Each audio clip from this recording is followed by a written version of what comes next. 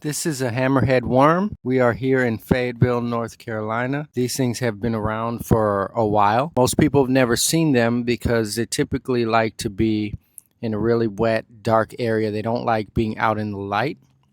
I'll show you how long he is. That's his length there. What they do is they eat slugs. They're pretty quick.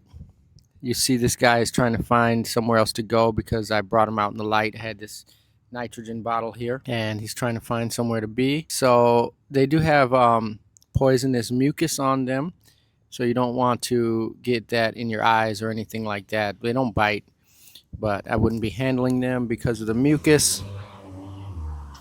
Give you a closer view of him. There he is right there, and once again there's his length there.